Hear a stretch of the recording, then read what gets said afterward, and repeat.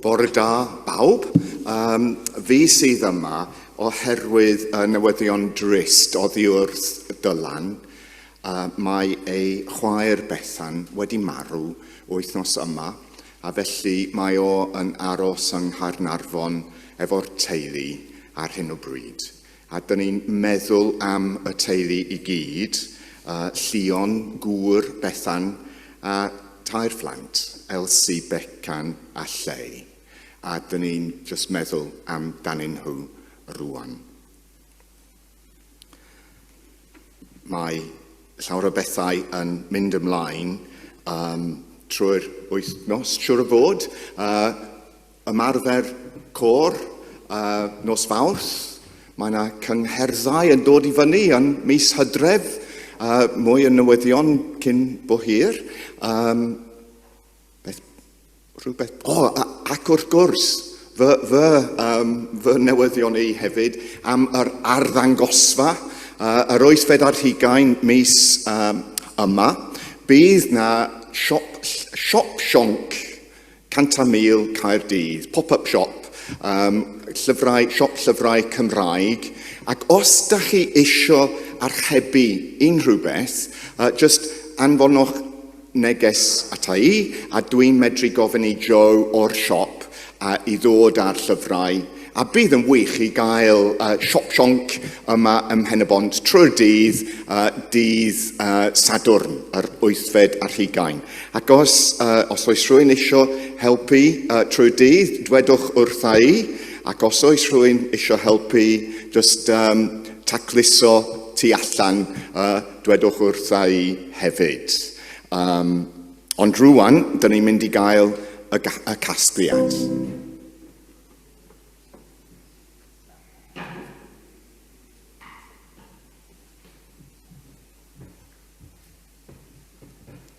O arglwydd Duw, dyn ni'n diolch i ti am bopeth y fod ti wedi rhoi i ni. Rwan dyn ni'n rhannu gyda'n gilydd ac efo ti hefyd yr ychydig dyn ni'n medru rhannu heddiw. Bendithia ni i gyd yn enw Iesu Grist. Amen. Ffoniodd Robin i fi i ddweud dyma'r cyhoeddiadau ar gyfer y fori. Yr unig peth oedd o'n dweud, dwi wedi anghofio. Mae'n ddrwg gen i. Dydd Sul nesaf, bydd Hywel yn arwain yr Oedfa. A felly dyna oedd neges Robin. A dyn ni gyd, dwi'n meddwl, wedi gwerthfawrogi gweddiau mae Hywel wedi rhannu efo ni. Wythnos diwetha roeddwn ni i fyny ym maes Steg ac roedd ni yn meddwl am Dylan ar y pryd. Ac yn arbennig roedd y gweddiau, mae Hywel wedi rhannu efo ni wythnos yma yn mor hyfryd, mor bwysig, mor dda. Ond wythnos diwetha roedd na gweddiau, a dwi eisiau defnyddio'r gweddi wythnos diwetha fel gweddi gyda'n gilydd. Ond i ddechrau, dwi'n hefyd mynd i ddefnyddio adnodau o'r Salm 46, a wedyn mae gennym ni y gweddi roedd Hywel yn rhannu efo ni. Felly, just gawn ni fod yn ddistaw. A dyn ni gyd yn dweud geiriau mewn coch, a dwi'n darllen geiriau arall.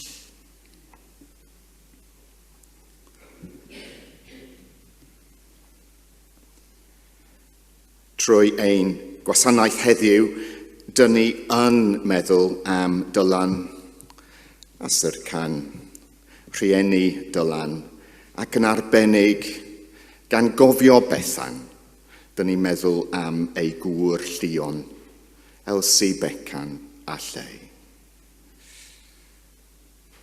Y mae Duw yn noddfa ac yn nerth i ni, yn gymorth parod mewn cyfynder.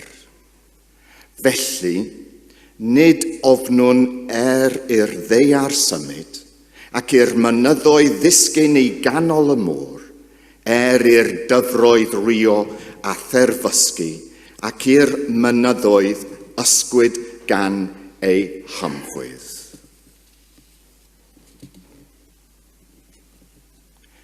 Arglwydd, nid yw'n hawdd credu dy fod ti bob amser gyda ni. Yn ein gwendid, cryfha ein hymddiriadaeth. Arglwydd, nid yw'n hawdd credu fod y byd i gyd yn dy ddwylo di. Yn ein gwendid, cryfha ein ffydd. Arglwydd, nid yw'n hawdd credu y gellir newid pobl gwell. Yn ein gwendid, cryfha ein cariad. Arglwydd, nid yw'n hawdd credu fod cariad yn gorchfygu anghyfiawnder. Yn ein gwendid, cryfha ein tosturi. Arglwydd, nid yw'n hawdd credu fod dy deyrnas di yn llwyddo yn y byd. Yn ein gwendid, cryfha ein gobaith. Iesu, fel y bwydais dy dyrfa a ffim torth a 2 bysgodyn, cynydda ein ffydd, ein gobaith, a'n cariad ninnau, a gad i ni ymwybod ath presenoldeb yn ein misg. Y mae Duw yn noddfa ac yn nerth i ni, yn gymorth parod mewn cyfyngder. Felly, nid ofnwn i'r ddeiar symud ac i'r mynyddoedd ddisgyn i ganol y môr, i'r dyfroedd rio a therfysgu ac i'r mynyddoedd ysgwyd gan ei hymchwyd. Y mae Duw yn noddfa ac yn nerth i ni, yn gymorth parod mewn cyfyngder. Amen. Gawn ni dwaed gyda'n gilydd, gweddir arglwydd. Mae'n tad, yr hwn wyt yn y nefoedd, sanctaeddia dy enw, deled dy deyrnas, gwneler dy wyllus, megis yn y nef, felly ar y ddeiar hefyd. Dyroi ni heddiw ein bar y beunyddiol, a maddau ni ein dyledion, fel y maddau ninnau ein dyledwyr, ac nac arwain ni brofedigaeth, eithir gwared ni rhag drwg, canis eiddo ti yw'r deyrnas, a'r nerth, a'r gogoniant, yn oes oesoedd. Amen. Gawn ni canu emyn 818. Duw pob gras a Duw pob mawredd, cadarn fod y law o'n ti. 818.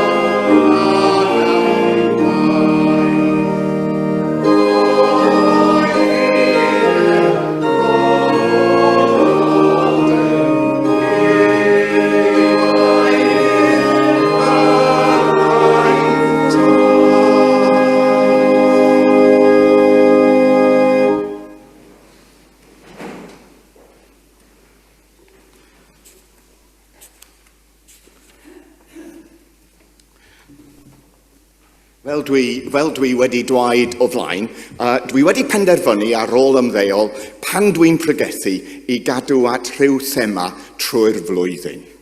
A penderfynais I eleni ar ôl fod yma rwan mwy na chwe mlynedd, dwi'n troi at yr Hen Testament.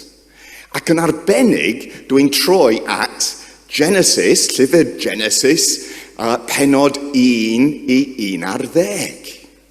A dwi'n credu mae gen I ni straeon pwysig yma. A mae gen I brawddeg. Straeon llawer mwy na fywyd, sefydlwyd yn y dechreuad, efo neges ym mhob oes. Larger-than-life stories set at the beginning of time with a message for all time. Y ffordd i'w ddarllen, dwi'n meddwl, I ddarllen straeon fel na ar un pryd, ac ar un adeg, ti'n medru darllen straeon cyffredin. A pa lyfr gwell I archebu o siop sionc 100,000 na llyfr Mari, llyfr y flwyddyn, sut I ddoddi Corin. Stori am Muriel sy'n creu stori am ei gŵr sy'n dioddef o gancr. A creu stori, dweud ailadrodd y stori, yw help I Muriel. Ar ôl clywed Mari yn siarad, yn taf oil ac ymlaen, help I Mari sgwennu nofel, sgwennu'r stori hefyd. Ac yn y diwedd, mae Muriel yn dweud, dim ond fy stori yw hwn. Dim ond. Na, ti ddim yn medru dweud dim ond, oherwydd mae hi'n dweud hefyd, mae'n bwysig, dyna geiriau Muriel yn y llyfr, mae'n bwysig bod pobl yn weld nad gwyddoniaeth yn unig sy'n gallu cynnig atebion. Dwi'n credu mae gwyddoniaeth yn wych. Dwi'n hoffi edrych ar gwyddoniaeth yn arbennig evolution, creadigaeth, popeth felly. Ond dwi'n meddwl dyna gwyddoniaeth. Ond ar un pryd, mae gen ti straeon. Ac os ti'n darllen Genesis 1 a ti'n meddwl gwyddoniaeth ydi o, wel, mae gen ti dadleuon heb diwedd, chymod? Ond os ti'n sylweddoli, straeon ydyn nhw, barddoniaeth ydi o, ac mae o'n sôn am y gwirionedd, wel, mae gen ti rhywbeth llawer mwy diddorol. Felly, dyn ni wedi, ar un pryd, dwi wedi darganfod nofelydd yn Saesneg hefyd, sef Marilyn Robinson. Mae hi wedi bod ar radio, mae hi wedi bod ar y teledu yn y papurau yn y 6 mis diwetha. Ond roedd hi wedi ysgrifennu cyfres o 4 nofel, a roedd 2 ohonyn nhw ar y silff heb I ddarllen. A dwi wedi darllen nhw, wel, y llyfr cyntaf, geiriad, am rhyw gweinidog, 71, 72, efo'r annibynnwyr, sydd wedi ymddeol, wel, dyma fi. A dwi'n darllen trwy'r llyfr, a dwi'n meddwl, gwych ydi o. Yn union beth dwi'n credu. Mae'n sôn am llawer o bethau dwi wedi astudio. A mae ganddo fo'r syniadau gwych, dwi'n meddwl. A dwi wedi gwneud nodiadau trwy'r llyfr. A wedyn, doeddwn I ddim yn medru aros tan yr ail llyfr. Home. Rwan ti'n cael yr un stori trwy llygaid merch ffrind John Ames, y gweinidog gwreiddiol. A mae hi'n edrych ar yr un straeon, ar un bywyd, a dyw hi ddim yn hoffi beth mae John Ames fel gweinidog wedi gwneud. A dwi'n meddwl, o na, beth yw'r pobl o'r cynulleidfa dwi wedi bod yn gweinidog efo nhw yn meddwl amdana i. A dwi'n cofio'r pobl sydd wedi gadael yr eglwys am rhyw reswm oherwydd beth dwi wedi gwneud. Ac yn yr ail llyfr, dwi'n tybio. Erbyn y trydydd llyfr, Laila, ti'n cael yr un stori trwy llygaid, mae'n beryglus i wneud hynny, gwraig John Ames. A mae gan y wraig hanes gwahanol eto. O na! Ond mae'n wych, mae yn wych, chwarae teg. Wel, mae wraig yn wych, ond mae llyfrau yn wych hefyd. Mae rhaid i mi ddweud hynny. Ar un pryd, yn y llyfr olaf, ti'n cael stori Jack, mab y gweinidog arall, iawn? Jack yw mab afradlon, the prodigal son, mewn ffordd. Wel, mae cyfres yn wych. A mae'n un brawddeg, a dwi ddim yn mynd i ddweud ble ti'n ffindio'r brawddeg, oherwydd mae rhaid i ti darllen trwy'r 4 llyfr a darganfod y brawddeg. A mae brawddeg yn dweud, os dwi'n medru ffindio, or he could consider the sweet marriage that made her a conspirator with him in it, the loyalty that always restored them both, just like grace. Gras yw'r un gair sy'n mynd trwy'r 4 llyfr. Christian ydy Marilyn Robinson. Ac ar ôl sgwennu'r llyfrau, mae hi wedi troi at y llyfr Genesis. A mae ganddi hi llyfr gwych rwan, Reading Genesis. A mae hi yn edrych ar Genesis trwy'r llygaid nofelydd, a mae hi'n dweud, I know of no other literature that elevates grace as this book does. Dyna'r ffordd i ddarllen Genesis, dwi'n meddwl. Ac trwy Genesis, ti'n gweld gras Duw. Pan ti'n edrych ar cyfres ar y teledu, mae gen ti the story so far. Dyma'r stori so far. Ond a ddweud y gwir, dwi wedi cyrraedd llawer nes ymlaen yn Genesis erbyn hyn. Ond ti'n dechrau efo'r greadigaeth a gwelodd Duw fod hyn yn dda. Dyna'r brawddeg. A mae'n wych meddwl am y greadigaeth. Ti'n mynd i mewn yr ardd yn yr ail benod, a ti'n gweld cyfrifoldeb sydd ar pob un ohonom ni yw thrin a chadw. A dwi'n hoffi'r geiriau yn y cyfieithiad Cymraeg. Dyna'r cyfrifoldeb sydd arnom ni i gyd. Dyna'r gwirionedd stori am yr ardd. Yn y trydydd peth, mae popeth yn mynd yn fler. Ond, efo Ada a Oedfa, mae yna dechreuad newydd. A mae ganddyn nhw cyfle i ddechrau eto. A dyna'r gras Duw. Wedyn Cain ac Abel, llofruddiaeth. Cyntaf, Cain yw llofruddydd. Fo yw'r murderer. Eithon ni weld murder ar y maes yn yr Eisteddfod. Wel, fo Cain oedd murderer yn gyntaf. A mae ganddo fo ail cyfle. Ac yn y diwedd, mae o'n mynd i ffwrdd, a mae gennym ni dinasoedd ar ôl y stori oherwydd Cain. Mae gennym ni diwylliant, mae gennym ni cerddoriaeth, mae gennym ni crefftau. Oherwydd Cain.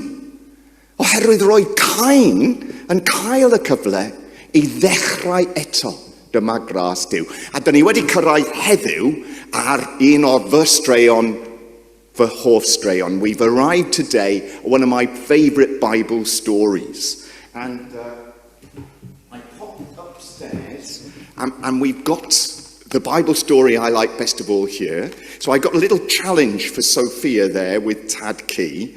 Okay, this is magnetic adventures. And this is Noah and his enormous boat. Okay, so we maybe roll. And you can now row, see if you can do the challenge. Have your help. Loads of magnetic figures there. By the end of the service, who knows? All right, you'll have a go. Ond, pan mae Sophia yn gwneud hynny, dyn ni'n mynd I droi at y Beibl, a mae Aling yn mynd i'w ddarllen.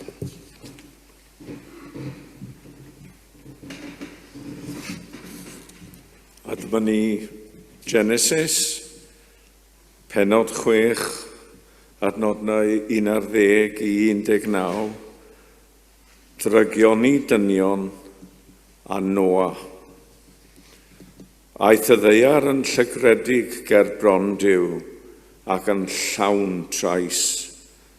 Ac welodd Duw fod y ddeiar yn llygredig am fod bywyd pawb ar y ddeiar wedi ei lygru. Yna dywedodd Duw wrth Noa, rwyf wedi penderfynu difodi pob cnawd, oherwydd llanwyd y ddeiar a thrais ganddynt, rwyf yn ei difetha o'r ddeiar. Gwna I ti arch o bren goffer, gwna gelloedd yn ni, a rodrwch o blig arni o mewn ac oddi allan. A dyma'i chynllun, hyd yr arch 300 cyfydd, ei lled 100 cyfydd, ei hychder 10 cyfydd ar 20. Gwna do hefyd i'r arch, a gorffen ei grib gyfydd yn uwch. Gosod drws yn yr arch yn ei hochor, a gwna hi'n 3 llawr, yn isaf, y canol a'r uchaf. Edrych, rwyf ar fi'n dwy'n dyfroedd y diliw ar y ddeiar, I ddifetha pob cnawd dan y nef ac anadl einioes. Bydd popeth ar y ddeiar yn trengi. Ond sefydla fy nghyfamod a thi, fe ei di i'r arch, ti a thweibion a thraig, a gwragedd y feibion gyda thi. Rwyt ti fynd â 2 o bob math o'r holl creaduriaid byw I mewn i'r arch, i'w cadw'n fyw gyda thi, sef gwrw a benyw. Ac wedyn ymlaen I pennod 9, ac adnodau 8 I 17, cyfamod Duw a Noa. Llefarodd Duw wrth Noa I feibion a dweud, dyma fi'n sefydlu fy ngymafod â chwi ac I chad ar ei chôl, ac a phob creadur byw gyda chwi, yn adar ac anifiliad, a holl fwysfyddoedd gwyllt sydd gyda chi, y cwbl a ddaeth allan o'r arch. Sefydla fy ngymafod â chwi, rhag torri ymaith eto bob cnawd trwy ddyfrodd diliw, na bod diliw arall I ddifar ddeiar. A dywedodd Duw, dyma osodaf yn arwydd o'r cyfamod yr rwyf yn ei wneud â chwi, ac a phopeth byw gyda chwi, troes oesoedd dirif. Gosodaf y mwa yn y cwmwl, a bydd yr arwydd cyfamod rhyngof ar ddeiar. Pan godaf gwmwl ar y ddeiar, bydd hwn ymddangos yn y cwmwl, a chofia fy ngymamod rhyngddo chwi a phob creadur byw o bob math, ac ni ddaw'r dyfroedd eto yn ddiliw I ddifa bob cnawd. Pan fydd y bwa yn y cwmwl, byddaf yn edrych arno ac yn cofio'r cyfamod tragwyddo rhwng Duw a phob creadur byw o bob math ar y ddeiar. Dywedodd Duw wrth Noa, dyma arwydd y cyfamod y rwyf wedi ei sefydlu, rhyngof a phob cnawd ar y ddeiar.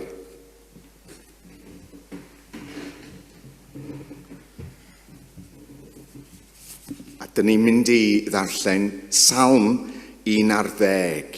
A dyn ni'n dweud gyda'n gilydd y geiriau yn coch. Gan ddechrau.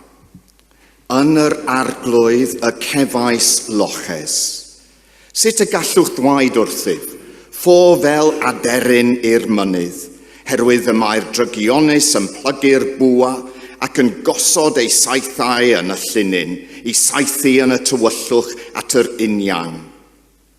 Yn yr arglwydd y cefais loches. Os dyn ni strir y sylfeini, beth awn na'r cyfiawn? Y mae'r arglwydd yn ei deml sanctaidd a gorsedd yr arglwydd yn y nefoedd, y mae ei lygaid yn edrych ar y ddynol rhyw a'i olygon yn ei phrofi. Yn yr arglwydd y cefais loches. Profa'r arglwydd y cyfiawn a'r drygionus, a chas ganddo'r sawl sy'n caru trais. Y mae'n glawio marwor, tanllyd a brwmstan ar y drygionus, gwynt deifiol fydd ei rhan. Yn yr arglwydd y cefais llyfos, oherwydd y mae'r arglwydd yn gyfiawn ac yn caru cyfiawnder, a'r uniawn sy'n gweld ei wyneb. Yn yr arglwydd y cefais loches. Ein tad, diolchwn i ti ein bod ni'n gwybod. Dyn ni'n medru ddod at a ti pan dyn ni'n flinedig ac yn llwythog. Diolchwn i ti ein tad cariadus, ein bod ni'n gwybod, dy fod ti'n rhoi gorffwystra i ni i gyd. Yn yr arglwydd, y cawsom ni i gyd, noddfa, diogelwch, loches, yn dy gariad di. Amen.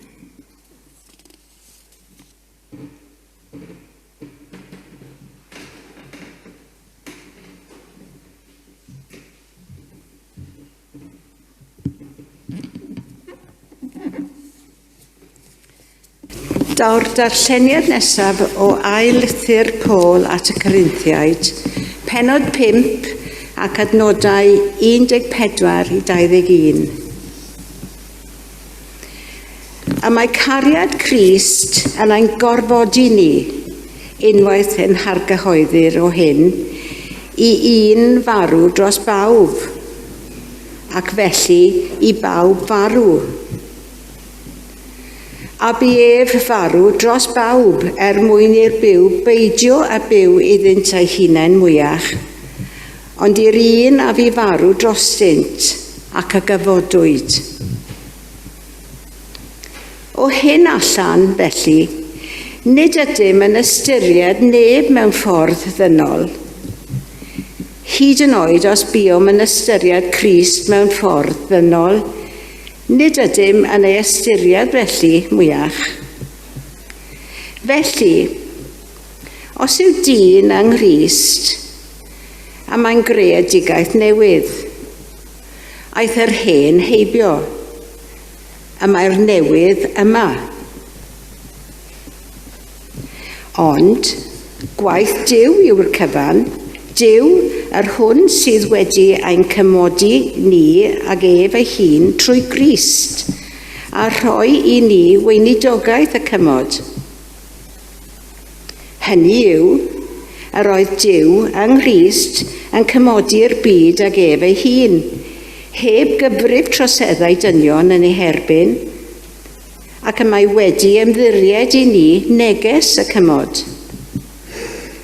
Felly, cenhadon yn cynrychioli Crist ydym ni, fel pe bai Duw yn apelio atoch trwom ni. Yr ydym yn deisym arnoch, mwyn Crist, cymoder chwi a Duw. Ni wybu Crist beth oedd pechu, ond gwnaeth Duw ef yn un a phechod drosom ni, mwyn i ni fod ynddo ef yn un a chyfiawnder Duw.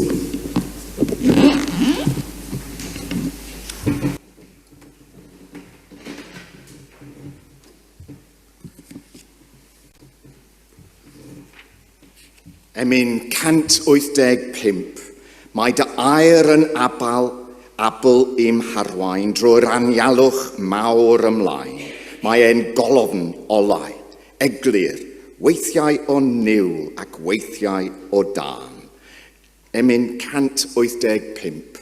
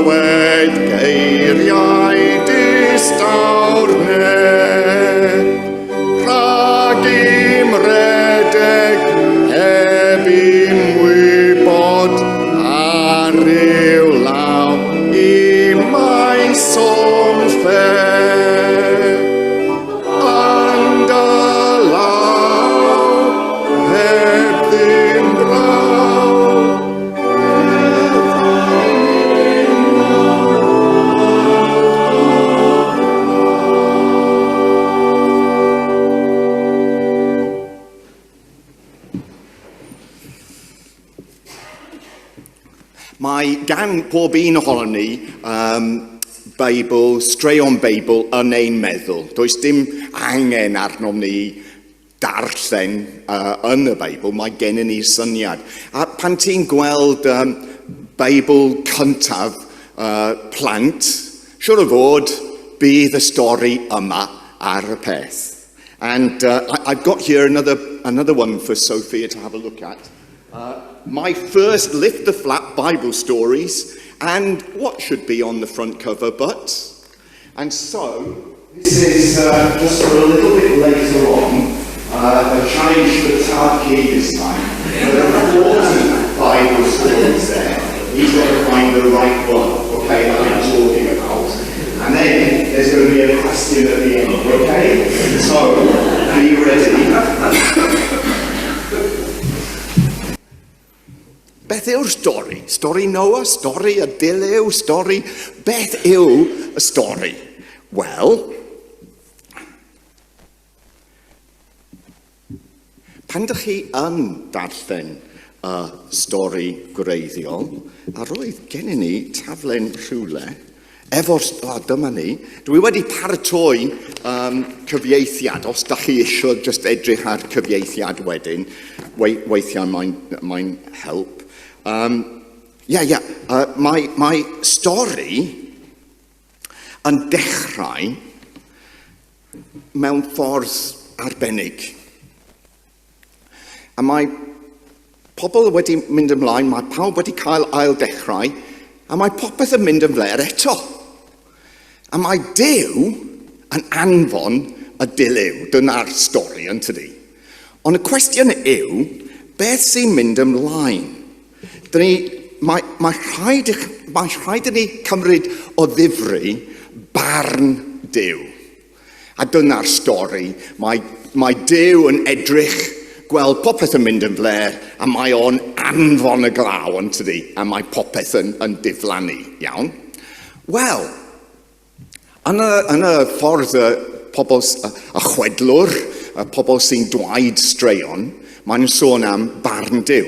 Dwi wedi ffindio trwy'r blynyddoedd, mae'n help mawr i ofyn y cwestiwn, barn yn tai ganlyniad, judgment o consequence. And os ydych chi'n meddwl am ganlyniad pan ti'n darllen am farn Duw, wel mae rhywbeth yn diddorol yn digwydd. Os ti'n meddwl am barn Duw, wel mae Duw jyst yn edrych lawr, dyna Duw, a mae stori yn sôn am Dduw, yn tydi, a ti'n meddwl, ydy o barnwr fel hynny? Ond, os ydych chi'n meddwl, pan ti'n gweld barn Duw, ti'n meddwl canlyniad, mae rhywbeth yn diddorol yn digwydd. A dyna'r ffordd mae stori yn dechrau. Aeth y ddeiar yn llygredig gerbon Duw ac yn llawn trais.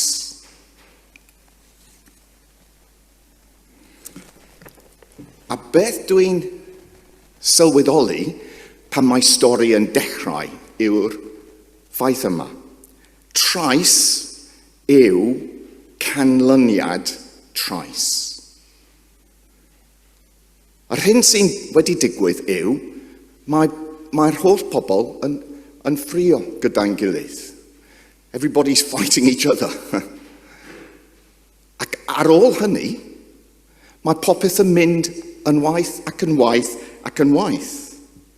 Tan, yn y diwedd, yr hyn sy'n diddorol yw, yr holl lliwiau y creadigaeth sydd wedi bod mor hyfryd yn Genesis 1 yn yr ardd, mae pob lliwiau yn diflannu dan y dŵr.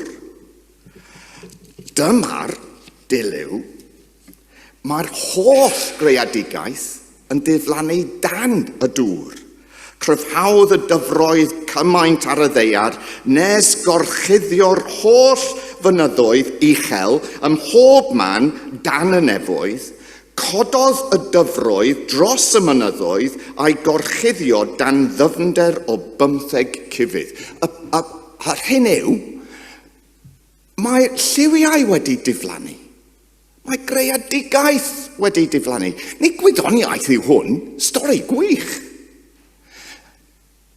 Canlyniad trais yw trais, ac yn y diwedd, popeth yn mynd yn fler. Rwan te, dwi'n meddwl, mae pobl yn meddwl rwan, rhyfel yw'r ateb i broblemau'r byd. Y problem efo rhyfel yw, mae rhyfel arall yn dilyn. Rhyfel cyntaf, Versailles, mae popeth yn mynd yn fler eto. Diwedd yr ail rhyfel, dyn ni wedi bod yn cefnogi Stalin. A beth sy'n digwydd wedyn? Rhyfel oer. Beth sy'n digwydd rwan? Yr ail Stalin yn codi. A dyn ni'n meddwl, wel, rhyfel yw'r ateb. Ond y problem yw, pan ti'n gwneud i'r rhyfel, mae rhyfel yn para. Mae thygu. Yn y Gaza. Mae gan Israel y cyfrifoldeb i amddiffyn. Israel has the right to defend itself. Do the Palestinians have the right to defend themselves when their land is stolen from them? Or must they just sit and not do anything? Ond os maen nhw yn gwneud pethau, wel, mae ochr arall yn mynd ymlaen, a mae popeth yn mynd yn fler. Canlyniad trais yw trais, ac mae'n mynd yn waith ac yn waith ac yn waith. Mae gan Duw ymateb gwahanol. Mae gan Duw yr ymateb, be di'r ymateb Duw? Gras yw ymateb Duw. Diolch. Gras yw ymateb Duw. Dyna'r neges yma. Dydy Duw ddim yn just gadael y byd. Mae'n gwneud rhywbeth efo Noa a'i teulu. A mae popeth yn medru dechrau eto. A mae Duw yn creu cyfamod efo pawb. A nid yn unig Noa a teulu, ond pawb ac efo'r creadigaeth. Neu fydd rhywbeth tebyg yn digwydd. Mae yna cyfamod, a dyna'r ymateb Duw. Sefydla fy chyfamod a thi, fe eidi i'r arch. Ti at feibion at wraig a gwraged dy feibion gyda thi, a roed ti fynd o dau o bob math o'r holl greaduriaid byw. A wedyn, wrth gwrs, mae dŵr yn mynd i lawr, mae gigfran yn mynd allan, mae golomen yn mynd allan, unwaith, dwywaith efo'r olew yn dod yn ôl, a mae hyfryd yn tydi. Estynodd yntau ei law i'w derbyn, a'i chymryd ato i'r arch, ond am y drydedd tro, mae golomen yn mynd allan a diflannu. A dyna dechrau y cyfamod newydd. Tra peri'r ddeiar, ni ffeidiau pryd, hau a Medi, oerni a gres, haf a geiaf, dydd a nos, bendithio Duw Noa a'i feibion a dwaid. Byddwch ffrwythlon am aml hewch a llanwch y ddeiar. Ond dyna'r cwestiwn. A dyna'r cwestiwn i Sophia rwan, okay? So, Sophia, I want you to find, with Tadkey's help, the section in my book of Bible stories, Noah's Ark, okay? So, can you find it? Difficult. There we are, good. Now there are a couple of flaps, okay? What I want you to do is to open the flap on the left, yeah? And we can see inside the ark, lots of animals, 2 by 2, but this is the question, beth yw arwydd y cyfamod? What is the sign of the covenant? Can you open the flap on the right, please, Sophia? On the right, on the right under the cloud, the other side of the page. Aha! Beth yw'r arwydd? What is the sign?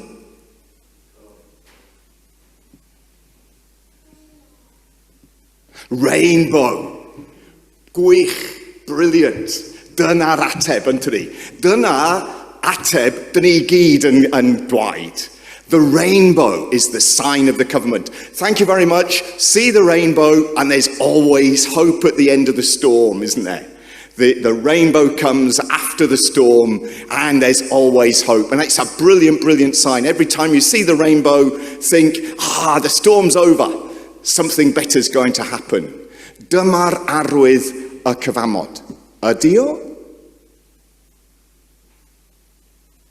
Dyna beth dyn ni'n cofio. Ond, es I i'r llyfrgell Prydeinig yn gynharach yn y flwyddyn, ac es I fy stafell, fy hoff stafell, sef the Lachish tables. A rwan, mae rhaid I fi edrych hefyd. Iawn, dyma ni. A mae yna cyfeiriad yn y Beibl at Lachish. Mae Lachish yn cael ei dinistrio gan yr Assyriaid. A mae'n dwaid hynny yn y Beibl.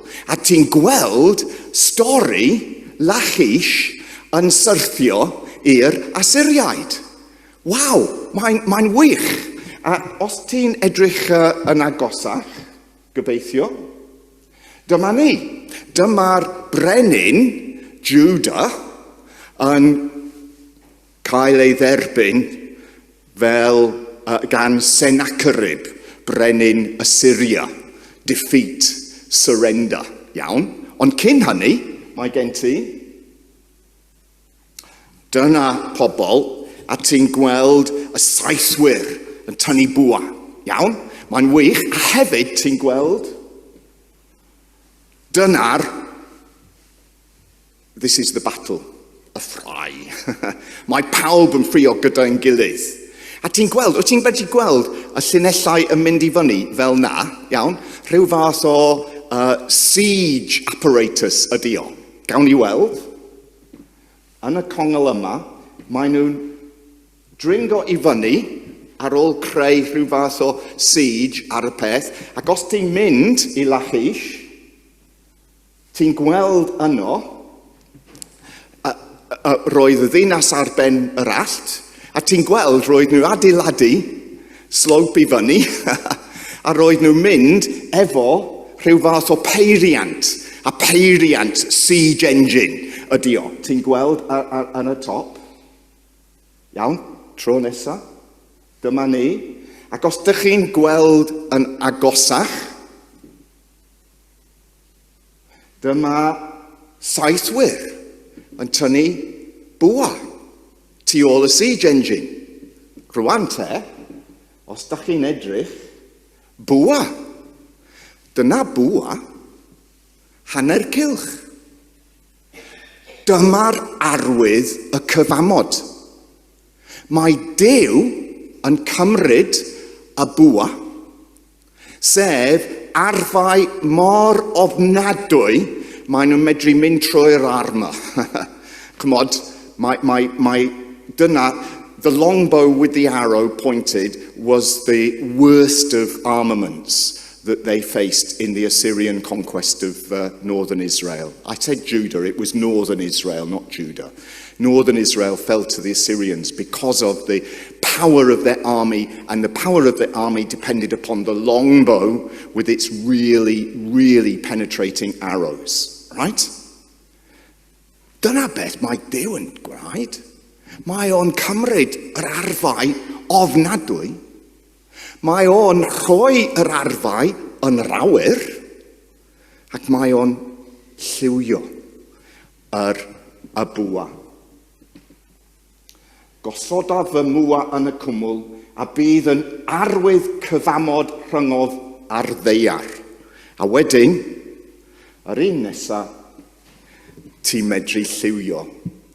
A dyna beth mae Duw yn gwneud. Wel, pan ti yn gweld y bwa, nid enfus, y bwa yn yr awyr, ti'n cofio dyna'r ymateb Duw, arwydd y cyfamod. A beth amdano ni? Pan dyn ni'n edrych ar straeon yn yr Hen Testament, salmydd yn y Hen Testament, mae rhaid i ni edrych trwy lygaid, nid yn unig y nofelydd, ond hefyd trwy lygaid Crist. A beth mae Paul yn dweud? Creadigaeth newydd ydyn ni. Mewn Crist. Ti mewn Crist. We are a new creation in Christ. Dyna neges i ni. A beth amdano ni? God has reconciled himself, the world to himself, and given us the ministry of reconciliation. Dyn ni, pobl y cyfamod, efo cyfrifoldeb i wasanaethu gyda'n gilydd a pobl arall. Fel pobl y cyfamod, mae gennym ni weinidogaeth y cymod. Dyna'r neges Crist. Dyna'r cyfrifoldeb sydd arnom ni pan dyn ni'n darllen stori gwych o'r Hen Testament. Dyna'r neges. Neges pwysig sy'n cysylltu â ein byd ni heddiw. Mae gennym ni cyfrifoldeb. Felly, gawn ni cyd ganu yr emyn nesaf, sef gweddi San Francis, 868. Yw'r gna fi'n offeryn dy hedd. Emyn 868.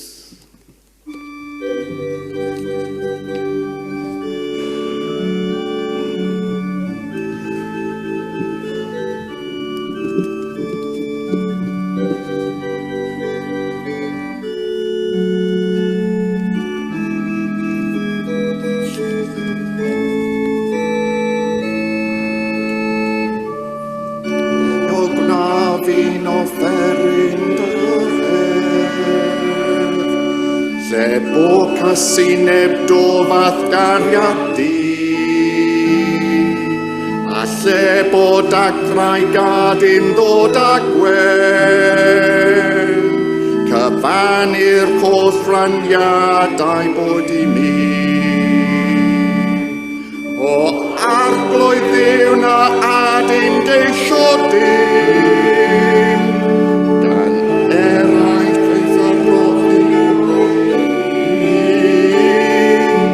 na fwy dim hawlio dim i mi'n y byd, ond rhoi eraill byddom raint o glid. Yw'r gwnafi'n offeryn dy hedd, lle bo amheuaeth boed i'm ddangos fydd, a lle bo gofid dofadd o baith di, i dwyllwch boed i'm ddod â golau ddi.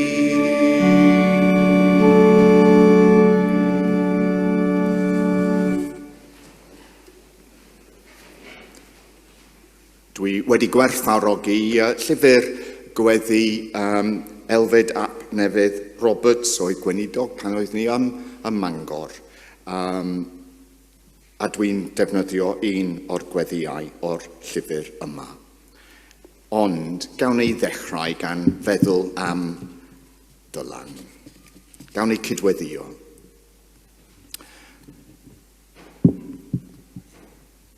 O arglwydd Duw, heddiw dyn ni yn meddwl am Dylan a'i teulu, am ei rieni, ac am Wr, Bethan, Llion, am Elsie, Becan a Llei hefyd.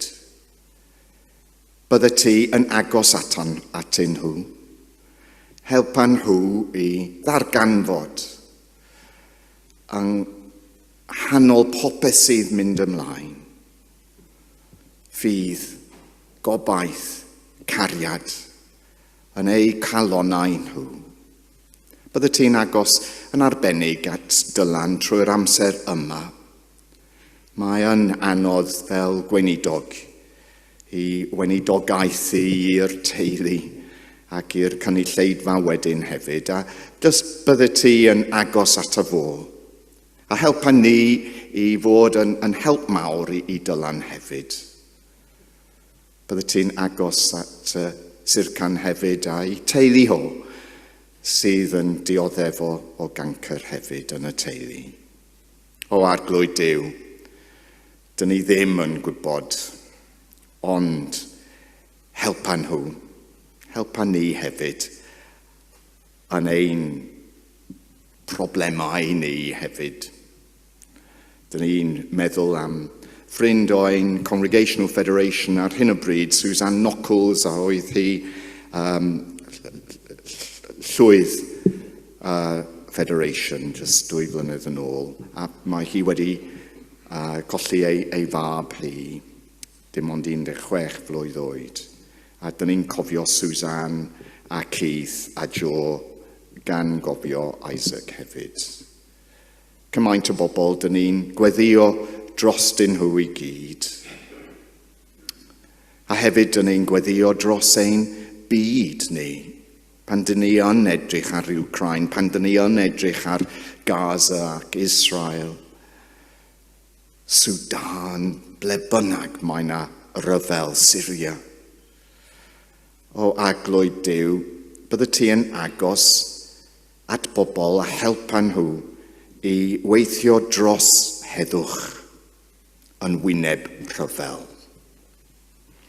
O Dduw ein tad ni oll, dwg bobloedd y byd yn un, yn Iesu Grist, pob gwahaniaeth lliw ac iaith, un mewn pwrpas a bwriad, un mewn calon ac ysbryd, yn un mewn ffydd a gobaith, a'r un cariad yn ein cydio ynghyd, a'r un gred fod Iesu Grist yn ben, ac yn gwlwm tyn andanom ni.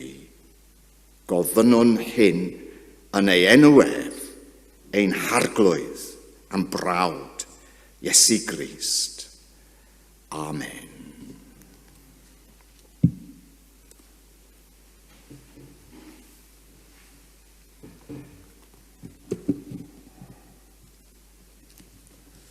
Emyn 841, agor di ein llygaid arglwydd i weld angen mawr y byd, gweld y gofyn sy'n ein hymyl, gweld y dioddef draw o hyd. Maddau ni bob dallineb sydd yn rhwystro grym dy ras, a'r anghoddrwydd sy'n ein llethu wrth fwynhau ein bywyd bras. Emyn 841.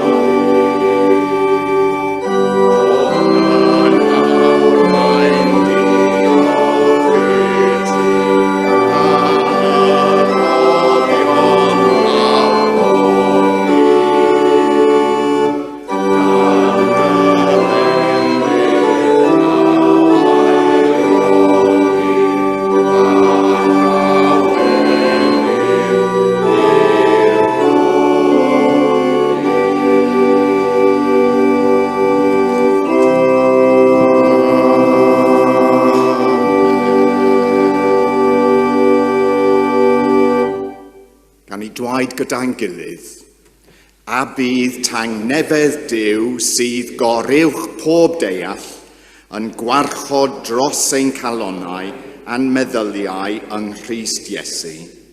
Gras ein harglwydd Iesu Grist, a chariad Duw, a chymdaithas yr ysbryd glân, fyddor gyda ni oll. Amen.